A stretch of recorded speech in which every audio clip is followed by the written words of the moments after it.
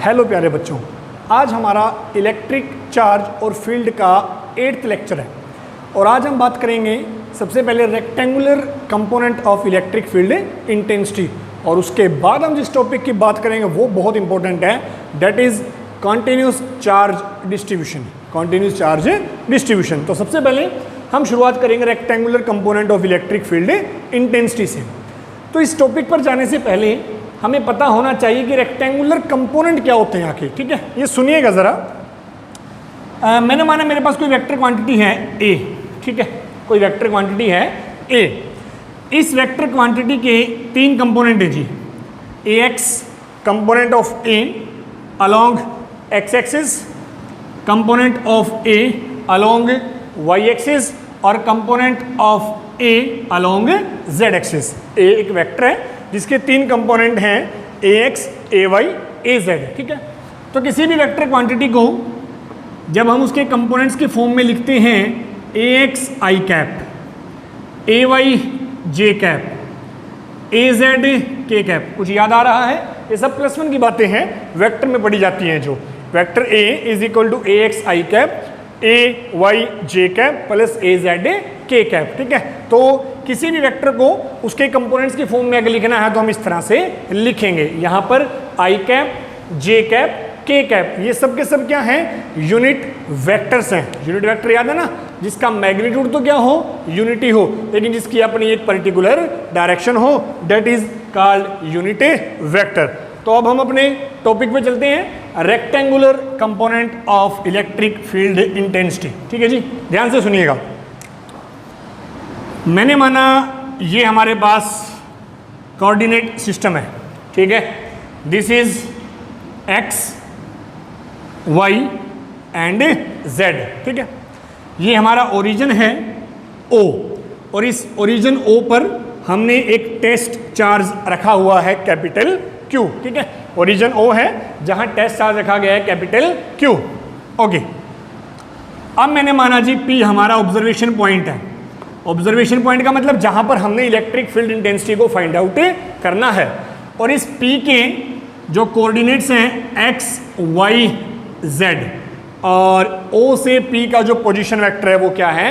R है। ठीक है, इसका मतलब जो P पॉइंट है ना वो ओरिजिन से x, y, z डिस्टेंसेस पे है ओरिजिन के रिस्पेक्ट में। ठीक है, अब जिस भी पॉइंट पे हमें इलेक्ट्रिक फील्ड इंटेंसिटी निकालनी होती है, जिस भी पॉइंट पे हमें इलेक्ट्रिक फील्ड इंटेंसिटी निकालनी होती है, वहां पे हम क्या रखते हैं? एक test charge. Test charge q naught, unit positive test charge. ठीक है जी, तो देखेंगे इस सोर्स चार्ज के कारण इस पॉइंट पे जो इलेक्ट्रिक फील्ड इंटेंसिटी होगी वो कुछ इस तरह से होगी।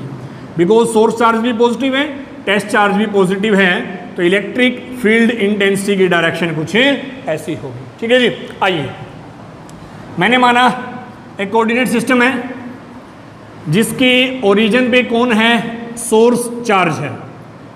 जिसके ओरिजिन पे कौन है? Source charge. और वो सोर्स चार्ज कौन है? कैपिटल क्यू है। ठीक है, एक कोऑर्डिनेट सिस्टम है जिसके ओरिजिन पे हमने क्या रखा हुआ है? एक सोर्स चार्ज रखा गया है। ठीक है, नाउ P क्या है? हमारा ऑब्जर्वेशन पॉइंट है। P is the observation point. ठीक है, ऑब्जर्वेशन पॉइंट का मतलब जहां पर electric field intensity find out करनी है। और जहां भी इलेक्ट्रिक फील्ड इंटेंसिटी निकालते हैं वहां हम क्या रखते हैं? टेस्ट चार्ज रखते हैं जी। ठीक है, और O से P का पोजीशन वेक्टर मैंने क्या मान लिया?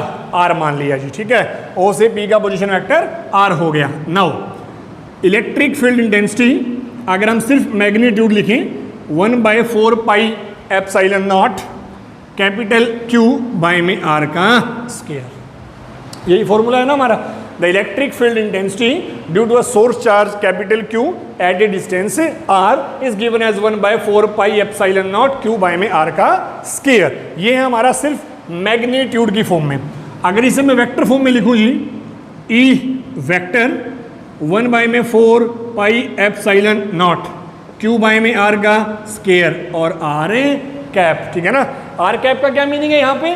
आर कैप वो यूनिट वेक्टर हैं जो हमें किसकी डायरेक्शन देगा, इलेक्ट्रिक फील्ड इंटेंसिटी की। इसका मतलब दिस इज आर कैप, ठीक है, ये आर कैप की डायरेक्शन है जो along the electric field intensity है। पुट कर देते हैं और ये इक्वेशन बन जाएगी 1/4 pi epsilon naught q by में आर क्यूब और आर वेक्टर, ठीक है ना। हमने क्या किया है, जो यूनिट वेक्टर है ना उसकी जगह क्या पुट कर दिया, वेक्टर डिवाइड में मैग्नीट्यूड, इसलिए ये आर का क्यूब हो गया और ये आर वेक्टर हो गया जी, ठीक है। तो अब हमारा जो रिलेशन बना वो बन गया जी E vector is equal to this, ठीक है। ये तो बात हम पहले भी कर चुके हैं। तो नया क्या ऐड करना है जी वो सुनिएगा। आर भी एक वेक्टर है और ई भी एक वेक्टर है। ई के भी 3 कंपोनेंट होंगे, एक्स में, वाई में, जेड में। आर के भी 3 कंपोनेंट होंगे, एक्स में, वाई में, जेड में। आर को भी हम एक्स वाई जेड की फॉर्म में लिखेंगे और ई को भी एक्स वाई जेड की फॉर्म में लिखेंगे और उसके बाद दोनों को एक दूसरे से कंपेयर कर देंगे तो हमारा फाइनल सॉल्यूशन आ जाएगा जी, ठीक है। देखिए ये हमारा ई है, ये ई का कंपोनेंट अलोंग एक्स एक्सिस, ठीक है, यानी ई एक्स। ये ई का कंपोनेंट अलोंग वाई एक्सिस यानी ई वाई, और ये ई का कंपोनेंट अलोंग जेड एक्सिस। हो गए ना तीनों कंपोनेंट। और पी के हमने पहले ही माने थे, क्या थे, एक्स वाई जेड, ठीक है जी। अब देखिएगा आर वेक्टर को मैं लिख सकता हूं एक्स आई कैप प्लस वाई जे कैप प्लस जेड के कैप। आगे ना वही पॉइंट, एक्स वाई और जेड क्या हैं, ये आर के कंपोनेंट हैं along x axis, y axis and z axis, ठीक है जी। उसी तरह से ई को भी मैं लिख सकता हूं ई एक्स आई कैप ई वाई जे कैप प्लस ई जेड के कैप, ठीक है। तो ये हमारे कंपोनेंट आ गए। अब ई की वैल्यू यहां से उठा के यहां पुट कर देंगे, आर की वैल्यू भी यहां से उठा के यहां पुट कर देंगे और उसके बाद आगे चलेंगे। तो आप इसको नोट कर लीजिए, आगे चलते हैं। ओके, तो अब हमारा काम है जी वैल्यूज को पुट करना, ई और आर की वैल्यू को पुट करना। तो देखिएगा वैल्यू पुट करते हैं इस फॉर्मूले में। ई की जगह आ जाएगा जी ई एक्स आई कैप ई वाई जे कैप प्लस ई जेड के cap is equal to 1/4 pi epsilon naught, या आप क्यू यहीं लिख लीजिए, ठीक है, और आर क्यूब, और आर की जगह एक्स आई कैप प्लस वाई जे कैप प्लस जेड के कैप, ठीक है जी। ये हमारा आ गया electric field intensity in the terms of their rectangular component. अब बात आती है आर के मैग्नीट्यूड की, ठीक है ना, यानी हमें आर का मैग्नीट्यूड भी तो फाइंड आउट करना पड़ेगा in the terms of x y and z. देखिएगा ये आर है, ठीक है, ये हमारा आर है, तो आर का मैग्नीट्यूड क्या होगा, एक्स का स्क्वायर प्लस वाई का स्क्वायर प्लस जेड का स्क्वायर, ठीक है, एक्स का square plus Y square plus Z square, और ये किसके इक्वल है, आर स्क्वायर के। यानी अगर आर की बात करी X square plus Y square plus Z square और इसकी पावर 1/2, ठीक है जी। ओके, अब वैल्यू पुट कर देते हैं बस। So we get E x I cap E Y J cap E Z के cap is equal to Q/4 pi epsilon naught, ठीक है, और आर की जगह X square plus Y square plus Z square.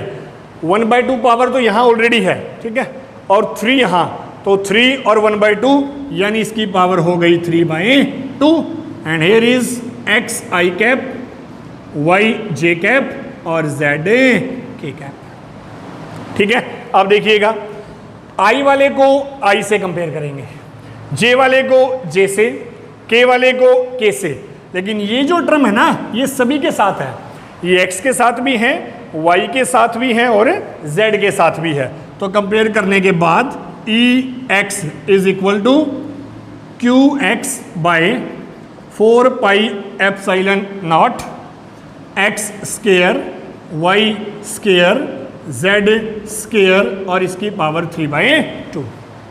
ठीक है, उसी तरह से E Y that is E Y Q Y by 4πε0 X square plus Y square plus Z square और रेस टू पावर 3/2। ठीक है जी, और उसी तरह से ई जेड भी आ जाएगा।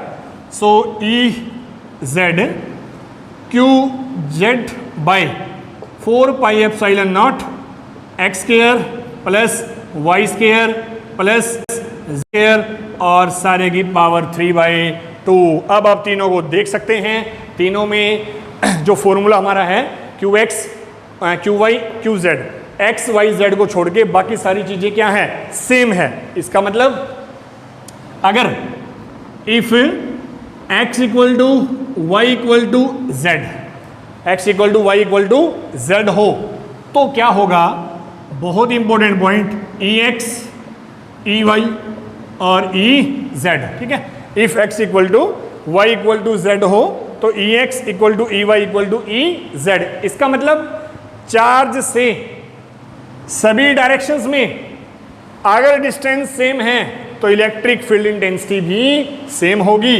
मतलब ये एक चार्ज है, इस चार्ज से चारों डायरेक्शन, सभी डायरेक्शंस में, ठीक है ना, सभी डायरेक्शन में इक्वल डिस्टेंस पे, ये मैंने माना इक्वल डिस्टेंस है, हर पॉइंट के ऊपर इलेक्ट्रिक फील्ड इंटेंसिटी की वैल्यू क्या होगी, बराबर होगी।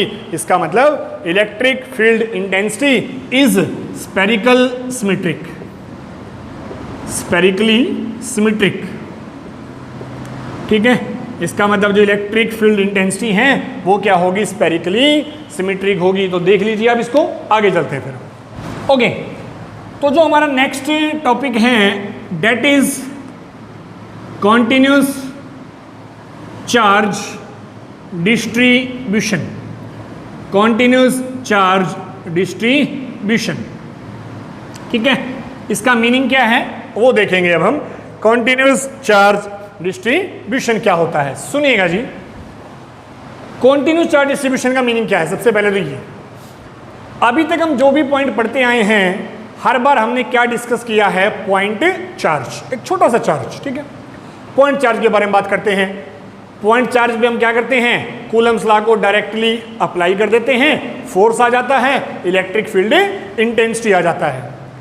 लेकिन हमारी डेली लाइफ में हम जो एग्जाम्पल डिस्कस करते हैं या जो एप्लीकेशंस देखते हैं वहाँ पे पॉइंट चार्ज नहीं होते, वहाँ पे एक फाइनाइट साइज के कंडक्टर्स होते हैं। जैसे ये है एक लीनियर कंडक्टर है, कोई स्पेरिकल कंडक्टर है, कोई सर्कुलर रिंग है, वो सबके सब पॉइंट चार्जेस नहीं हैं। ठीक है ना, मतलब डेली लाइफ में हम पॉइंट चार्जेस की नहीं बल्कि फाइनाइट साइज के ऑब्जेक्ट्स की बात करते हैं, तो वहाँ पे डायरेक्ट कूलम्स लॉ को अप्लाई नहीं किया जा सकता। ठीक है, तो ये जो चार्ज का डिस्ट्रीब्यूशन है ना फाइनाइट साइज के कंडक्टर्स के ऊपर, that is called continuous charge distribution.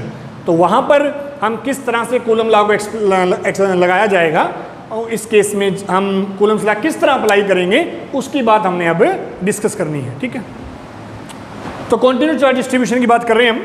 क्या होगा जी, व्हेन लार्ज चार्ज, बहुत सारा चार्ज यूनिफॉर्मली डिस्ट्रीब्यूट हो, when a large charge is uniformly distributed, when the large charge is uniformly distributed on the conductor of finite size, on the conductor of finite size। ठीक है जी, तो वो क्या कहलाएगा, कॉन्टिन्यूस चार्ज डिस्ट्रीब्यूशन कहलाएगा। ठीक है, तो इसमें हम कुछ एग्जांपल्स की अगर बात करें तो मैंने माना एक स्ट्रेट वायर, एक स्ट्रेट वायर है। ठीक है, स्ट्रेट वायर है। दूसरा मैंने माना कोई प्लेन शीट है, प्लेन शीट का मतलब जैसे हमारा ये बोर्ड है, ये एक प्लेन शीट है। तीसरा मैंने माना एक सॉलिड स्फीयर है। और सॉलिड स्फीयर के अंदर चार्ज डिस्ट्रीब्यूट है, ठीक है ना। मैंने 3 एग्जांपल लिए, स्ट्रेट वायर है जिस पे चार्ज यूनिफॉर्मली डिस्ट्रीब्यूटेड है, एक प्लेन शीट है जिस पे चार्ज यूनिफॉर्मली डिस्ट्रीब्यूटेड है, और एक सॉलिड स्फीयर है जिसके अंदर चार्ज यूनिफॉर्मली डिस्ट्रीब्यूटेड है, ठीक है। तो ये जो स्ट्रेट वायर वाला है ये है 1 डायमेंशनल का केस, ठीक है। जो प्लेन शीट वाला है ये है 2 डायमेंशन का केस, ठीक है जी। और जो सॉलिड स्फीयर के अंदर चार्ज डिस्ट्रीब्यूशन है तो वो किसका केस है, 3 डायमेंशन का। इसे हम बोलते हैं linear continuous charge distribution, linear continuous charge distribution. इसे हम बोलते हैं सरफेस कॉन्टिन्यूस चार्ज डिस्ट्रीब्यूशन, ठीक है। और इसे हम बोलते हैं वॉल्यूम कॉन्टिन्यूस चार्ज डिस्ट्रीब्यूशन। यानी जब चार्ज सिर्फ अलोंग दी लेंथ हो, जब चार्ज अलोंग दी सरफेस हो, एरिया के अंदर हो, और जब चार्ज विद इन वॉल्यूम हो, तो तीनों को हम बारी बारी से बात करेंगे और तीनों पर कूलम्स लॉ को किस तरह से अप्लाई किया जाएगा वो डिस्कस करेंगे, ठीक है जी। तो हम चलते हैं सबसे पहले लीनियर चार्ज डिस्ट्रीब्यूशन, ठीक है। लीनियर चार्ज डिस्ट्रीब्यूशन या linear continuous charge distribution, okay okay. तो हमारा पॉइंट है linear continuous charge distribution, linear continuous charge distribution, ठीक है। इसमें हम बात करते हैं स्ट्रेट कंडक्टर की। मैंने माना ये मेरे पास एक स्ट्रेट कंडक्टर है, ठीक है, जिसकी टोटल जो लेंथ है वो कितनी मान ली मैंने, L मान ली, ठीक है। एक स्ट्रेट कंडक्टर जिसकी टोटल लेंथ कितनी है, L है, और इसके ऊपर चार्ज यूनिफॉर्मली डिस्ट्रीब्यूट किया गया है, और जो चार्ज इस पे टोटली डिस्ट्रीब्यूटेड है वो मैंने कितना मान लिया, Q मान लिया, ठीक है। L इसकी लेंथ है, Q इसका चार्ज है। तो कहते हैं लीनियर कॉन्टिन्यूस चार्ज डिस्ट्रीब्यूशन क्या होगा, when charge continuously distributed along the length, distributed along the length, ठीक है जी। तब चार्ज कैसे डिस्ट्रीब्यूट हो, लेंथ के अलोंग डिस्ट्रीब्यूट हो, तो उस केस में क्या कहेंगे, लीनियर कॉन्टिन्यूसली चार्ज डिस्ट्रीब्यूशन, ठीक है। अब मुझे इस पूरे के पूरे कंडक्टर के कारण अगर किसी पॉइंट पे इलेक्ट्रिक फील्ड या फोर्स फाइंड आउट करना है तो मैं डायरेक्ट फाइंड आउट नहीं कर सकता, नहीं कर सकते ना। कभी करोगे कूलम्स लॉ लगा दिया जी 1/4 पाई से नॉट Q, जो भी Q नॉट y में R का स्क्वायर, नहीं। हम पूरे एक फाइनाइट साइज के कंडक्टर पे कूलम्स लॉ डायरेक्टली अप्लाई नहीं कर सकते। बात समझ में आ रही है। तो ऐसे केस में कूलम्स लॉ अप्लाई करने के लिए हमें एक पैरामीटर पढ़ना होगा, और वो पैरामीटर क्या है, वो है linear charge density, linear charge density denote करते हैं जी लैम्डा से, और ये होती क्या है, charge per unit length, charge per unit length, यानी total charge distributed per unit length, that is called linear charge density. यानी कि the charge per unit length, the charge per unit length is called linear charge density, ठीक है जी। अगर हम इसकी unit की बात करें, सिंपल है, चार्ज की यूनिट क्या है जी, कूलम, लेंथ की मीटर, तो यूनिट क्या बन गई, कूलम पर मीटर, ठीक है, coulomb per metre. This is the unit of linear charge density, ठीक है। अगर डायमेंशन की बात करें, सिंपल है वो भी, चार्ज का डायमेंशन जी 80 डिवाइड में L, ATL, ठीक है, बेसिक सी बातें हैं, ठीक है ना, ATL, this is the dimension of linear charge density. Clear है जी सबको। अब आता है मेन पॉइंट, ठीक है, क्या, अगर हमें इस लीनियर कंडक्टर के कारण किसी टेस्ट चार्ज के ऊपर फोर्स निकालना है तो वो हम कैसे फाइंड आउट करेंगे, ठीक है, वो हम कैसे फाइंड आउट करेंगे। तो देखिएगा, सबसे पहले जहां हमें फोर्स फाइंड आउट करना है, या जहां इलेक्ट्रिक फील्ड इंटेंसिटी निकालनी है वहां मैंने क्या मान लिया, एक टेस्ट चार्ज। ठीक है, क्या मान लिया, एक टेस्ट चार्ज। अब पूरे कंडक्टर पे तो कूलम्स लॉ अप्लाई कर ही नहीं सकते, इसका मतलब इस पूरे कंडक्टर में से एक छोटा सा एलिमेंट लेंगे। इस पूरे कंडक्टर में से क्या लेंगे, छोटा सा एलिमेंट। इतना छोटा एलिमेंट लेंगे कि हम उसे क्या मान सकें, पॉइंट चार्ज। और जैसे ही पॉइंट चार्ज का नाम आएगा कूलम्स लॉ लगाने वाली समस्या खत्म, यानी अब आसानी से कूलम्स लॉ को अप्लाई किया जा सकता है। समझ पा रहे हो ना बात? हमारे पास पूरा कंडक्टर है, ये पूरा कंडक्टर है, ठीक है।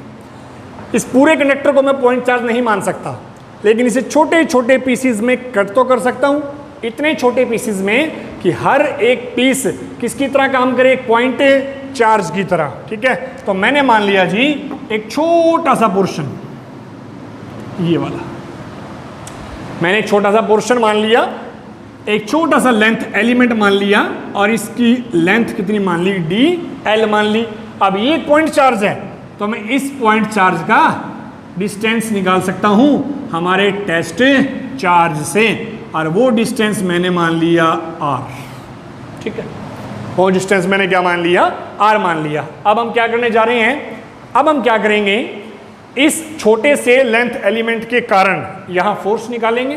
ठीक है, उसके बाद इस छोटे से लेंथ एलिमेंट के कारण यहां फोर्स निकालेंगे, उसके बाद उस फोर्स का क्या कर देंगे, इंटीग्रेशन कर देंगे, तो वो क्या आ जाएगा, टोटल फोर्स आ जाएगा। ठीक है जी, आइए देखते हैं।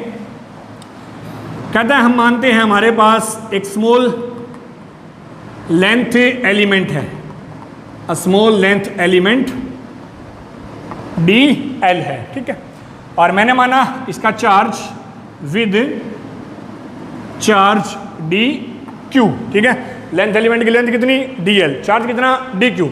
अब लेमडा यानी लीनियर चार्ज डेंसिटी, ऑब्वियस सी बात है, इसी कंडक्टर का लीनियर चार्ज डेंसिटी हमने लेमडा माना है, तो ये क्या होगा, डी क्यू बाई में डी एल होगा। ठीक है, अब तो यहां से हम अगर डी क्यू फाइंड आउट करें तो d q is equal to lambda into d l. ठीक है, d q is equal to lambda into d l. Now by coulomb's law, force on q naught due to d l element, ठीक है, and that is given as force, small force है तो d f is equal to vector form में लिखेंगे direct, 1 by में 4 pi epsilon naught. ठीक है जी, और d q q naught by r cube into r vector. ठीक है, अगर हम बात करें वेक्टर फॉर्म की, ठीक है जी, अगर हम बात करें वेक्टर फॉर्म की तो ये आ गया हमारे पास डी एफ। ठीक है, स्मॉल फोर्स।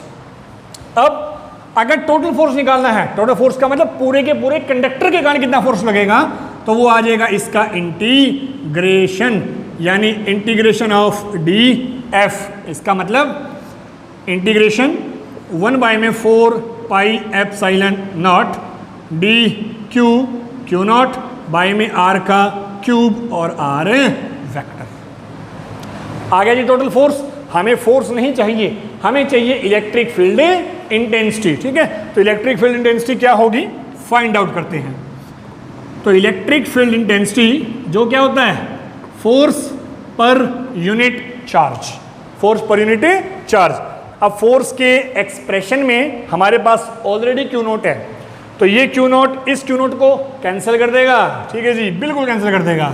तो अब हमारे पास इक्वेशन बचेगी 1 बाई में 4 पाई एप्सिलॉन नॉट। ठीक है, ये बाहर ले लिया हमने, और डी क्यू बाई में आर क्यूब और वेक्टर आर।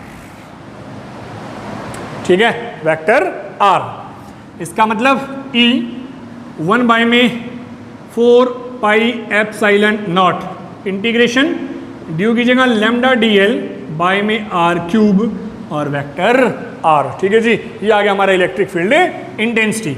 अगर इसे हम पोजीशन यूनिट वेक्टर की फॉर्म में लिखें तो 1 by 4 pi epsilon naught lambda D L by में आर स्केयर और दिस।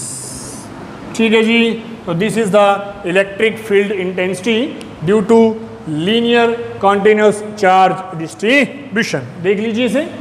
तो सेकंड जो हमारा पॉइंट है जी, that is surface charge distribution. Surface charge distribution, ठीक है, बिल्कुल सेम होगा जी, सिर्फ एक लेटर का चेंज होगा, एक सिंगल लेटर का। और वो क्या होगा, पहले केस में क्या था, लीनियर चार्ज डेंसिटी, इस केस में क्या होगी, सरफेस चार्ज डेंसिटी। बाकी सारा सिस्टम सेम होगा बिल्कुल, ठीक है। तो सरफेस चार्ज डिस्ट्रीब्यूशन क्या होगा, जब चार्ज, ठीक है, क्या हो, कॉन्टिन्यूसली डिस्ट्रीब्यूटेड हो, continuously distributed along the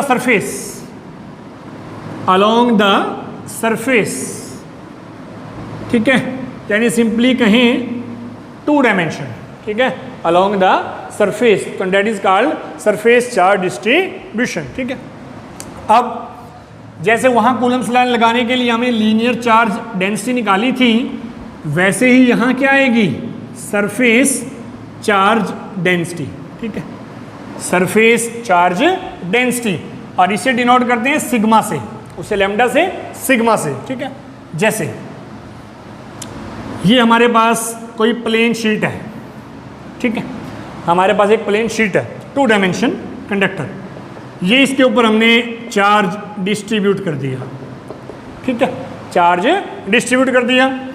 इसका एरिया मैंने माना S, और जो टोटल चार्ज डिस्ट्रीब्यूटेड है वो माना Q, तो सिग्मा क्या होगा, चार्ज पर यूनिट एरिया। पहले में क्या था, चार्ज पर यूनिट लेंथ, ठीक है, तो सिग्मा हो गया जी चार्ज पर यूनिट एरिया। इसका मतलब चार्ज पर यूनिट एरिया। तो अब हम इसकी यूनिट फाइंड आउट करते हैं, ठीक है, कैसे, यूनिट क्या होगी जी, चार्ज की यूनिट कूलम, एरिया की यूनिट मीटर स्क्वायर, यानी the complete unit is coulomb per metre square, ठीक है, कूलम पर मीटर का square, that is the unit. Dimension की बात करें, डायमेंशन सेम, चार्ज का 80 L square, ATL-2, this is the unit and dimension of this is the unit and dimension of surface charge density. तो आगे हम बात करते हैं, इसके कारण हमें अगर फोर्स निकालना है, यानी कूलम्स लॉ अप्लाई करना है, या इलेक्ट्रिक फील्ड इंटेंसिटी निकालनी है, तो वो हम किस तरह से फाइंड आउट करेंगे। तो देखिएगा जी, सेम सिस्टम है, इस बार लेंथ एलिमेंट की बजाय क्या लेंगे, एक छोटा सा एरिया एलिमेंट लेंगे, जिसका एरिया मैंने माना ds और चार्ज माना dq, और ये हमारा टेस्ट चार्ज हो गया Q0। This is the position vector r, या r कैप हमारी डायरेक्शन है, ठीक है। तो इस केस में जो इलेक्ट्रिक फील्ड इंटेंसिटी आएगा इस एलिमेंट का, वो आ गया dE। तो शुरू करते हैं, the force on Q0 due to element ds, ठीक है, कूलम्स लॉ से। तो ये फोर्स आ गया dF is equal to 1/4 pi epsilon naught, इसका खुद का चार्ज dQ, खुद का चार्ज कितना dQ, test charge Q0, distance r square और r कैप, ठीक है, क्यूब में भी ले सकते हो अगर वेक्टर यूज करोगे तो। नाउ अब सिग्मा यानी सरफेस चार्ज डेंसिटी क्या होगी, चार्ज पर यूनिट एरिया, तो charge is sigma into ds, sigma into ds हो गया, ठीक है। अब इसे हम ऊपर पुट करेंगे और टोटल फोर्स निकालें, तो वो इसका इंटीग्रेशन होगा 1/4 पाई एप्सिलॉन नॉट, dq की जगह जी sigma into ds into Q0 by में r स्क्वायर और साथ में r कैप, ये आ गया टोटल फोर्स। लेकिन हमें तो क्या चाहिए, इलेक्ट्रिक फील्ड इंटेंसिटी, और ये क्या होगी, the total force per unit test charge. Again same thing, Q0 cancel this Q0, hence we get the electric field intensity as integral 1 by में 4 pi epsilon naught sigma ds by में r square with r cap. ठीक है, अगर आप r cap को r vector में change करोगे तो यहाँ r वेक्टर आ जाएगा और यहाँ r क्यूब आ जाएगा पिछले केस की तरह। तो अब हम इसको लिख सकते हैं 1 बाय में 4 pi epsilon naught integral sigma ds by में r स्क्वायर और r कैप। ठीक है, देख लीजिए इसको। तो तीसरा जो केस है हमारा, that is volume charge distribution, volume charge distribution. ठीक है, इसमें भी सिर्फ एक सिंगल लेटर का डिफरेंस आएगा, आप चाहें साथ में खुद ट्राई कर सकते हैं। ठीक है, वरना देखिए इधर वॉल्यूम चार्ज डिस्ट्रीब्यूशन क्या होगा, जब काफ़ी सारा charge, when a charge is continuously, when the charge is continuously distributed, when the charge is continuously distributed over the volume, यानी 3D में। ठीक है, when the charge is continuously distributed over the volume, यानी कि 3D, that is called volume charge distribution। मैंने मान लिया जी ये कोई 3D की शेप है। ठीक है, क्यूब बनाओगे वरना आप क्यूब, ये मैंने इसलिए ऐसा रैंडम बनाया है कि ये 3D है, 2D नहीं है। ठीक है, जिसमें मैंने चार्ज डिस्ट्रीब्यूट कर दिया इसके अंदर 3D में, यानी वॉल्यूम में।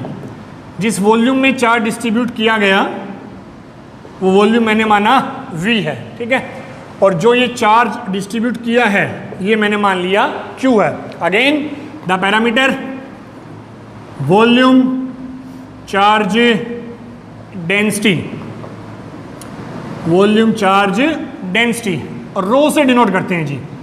इस बार क्या होगी, charge per unit volume, charge per unit volume Q by में V होगा। ठीक है, तो डिफाइन कैसे करेंगे, सेम वे में, charge per unit volume, charge per unit volume. Unit क्या होगी जी, चार्ज की यूनिट कूलम, वॉल्यूम की मीटर क्यूब, तो कंप्लीट यूनिट क्या बनी, कूलम पर मीटर क्यूब। ठीक है, डायमेंशंस क्या होंगी,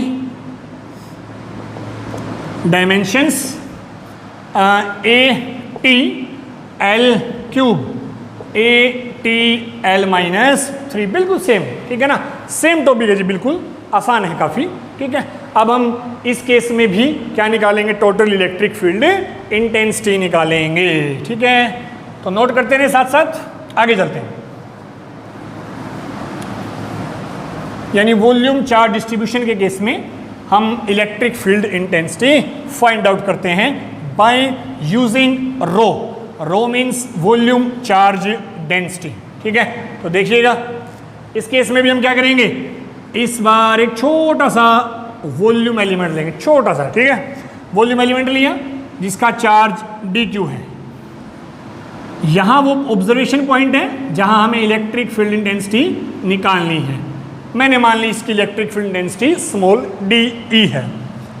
ये यहाँ Q0 है, दिस इज R या R कैप, यूनिट वेक्टर जो डायरेक्शन बता रहा है। ठीक है, so the force on Q0 due to the force on Q0 due to dV element, इस बार ये वॉल्यूम एलिमेंट है। पहले केस में ये लेंथ एलिमेंट था, दूसरे में ये एरिया एलिमेंट था, और अब ये वॉल्यूम एलिमेंट है। तो इसका फोर्स भी स्मॉल होगा, तो dF इज 1 बाय में 4 pi epsilon naught Q naught by में R का स्क्वायर और R कैप। ठीक है, फिर वही सेम सिस्टम, हमें dQ फाइंड आउट करना है। Rho charge per unit volume, तो charge is rho into dV।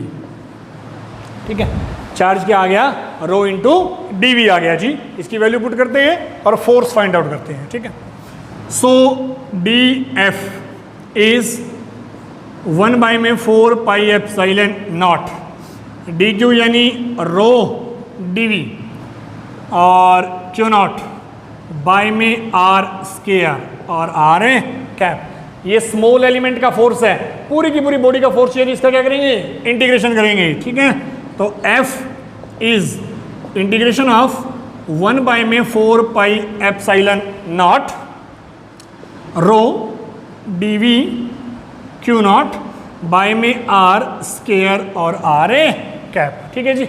वैसे तो ये कांस्टेंट जो हम इंटीग्रेशन से बाहर आ जाएंगे, हम डायरेक्ट स्टेप लिखेंगे इलेक्ट्रिक फील्ड इंटेंसिटी में।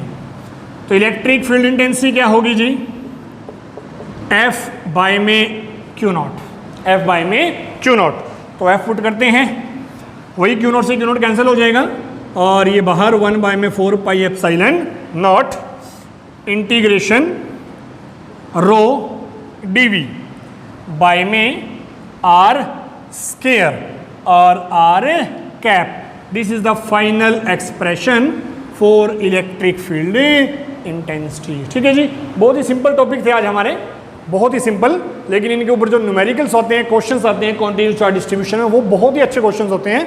उनको हम नेक्स्ट लेक्चर में डिस्कस करेंगे। आपको लेक्चर अगर पसंद आया है तो आप चैनल को सब्सक्राइब करें, लाइक करें और ज़्यादा से ज़्यादा शेयर करें, ताकि हमारी ये जो कोशिश है वो ज़्यादा से ज़्यादा स्टूडेंट्स तक पहुँच सके। Thank you.